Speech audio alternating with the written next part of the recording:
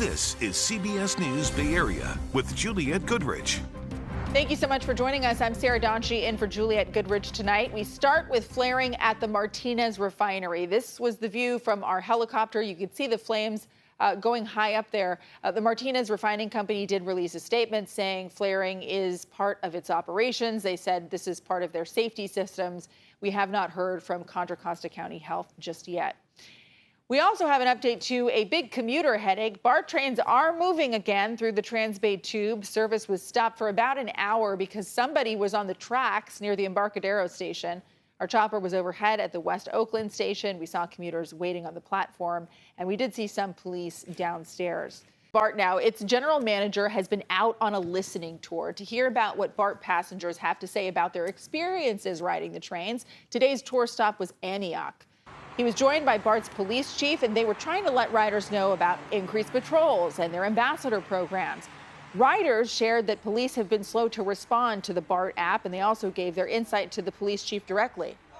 It feels like it's very reactive right now, and I think the positive change that I would like to see is a more proactive approach instead of maybe riders having to be the ones to identify all the time. There should also be a proactive approach.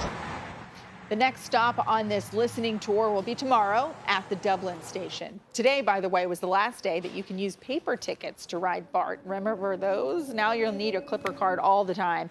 If you do still have paper tickets worth more than $1, you can get a refund. Now to some other stories we're following around the Bay, beginning with a road rage arrest in San Jose. Check this out. A witness took this video last week on Capitol Expressway near Tully Road. Police say the suspect, Armando Cano, jumped on the victim's car, smashed the rear window. Investigators say the glass fell into a dog's eye. The dog was sitting in the back seat and needed emergency medical care after this. Cano faces charges including animal abuse. Former Secretary of State Henry Kissinger died today at the age of 100.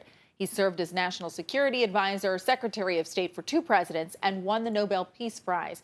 Kissinger was a Jewish refugee who fled Nazi Germany with his family in 1938. Once he arrived in the United States, he earned an MA and a PhD at Harvard University.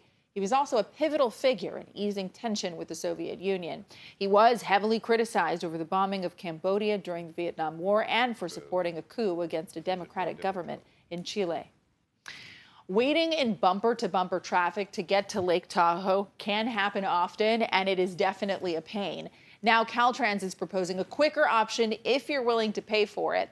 A new toll lane would be from Davis through Sacramento, ending just before the junction with I-5. There would also be a shorter toll lane along US 50. Caltrans is also considering allowing carpools to use the express lane for free.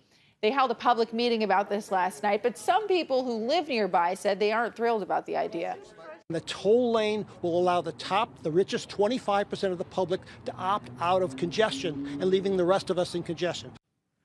Caltrans will pay for the project with money from the state gas tax and federal grants. If the project is approved, construction would start next fall, and it would take 3 years to finish.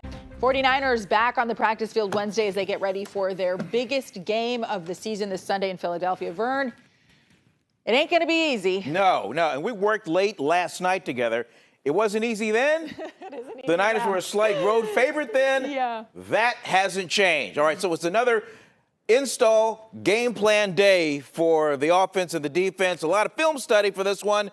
And if the 49ers need any more intel on what makes the Eagles tick, they can look to the grave digger, former Eagle defensive tackle Javon Hargrave.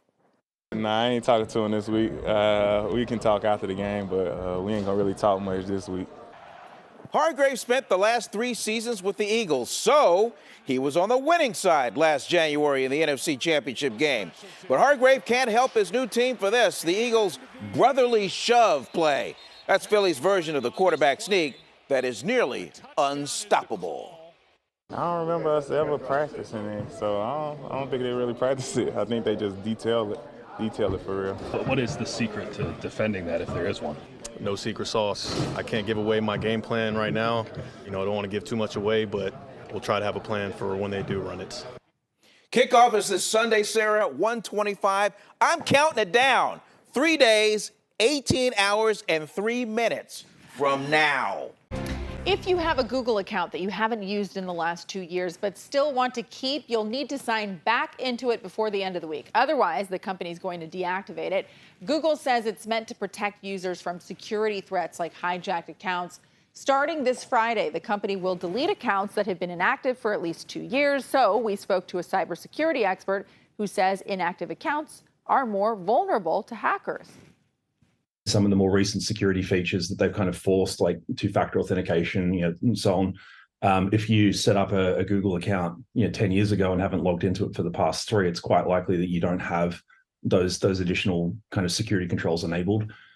Safe to say there are probably some people out there who have forgotten about their old accounts. So if you do want to save it, Google says all you need to do is log in, open an email, perform a search, or any other activity. Basically, just use it very quickly.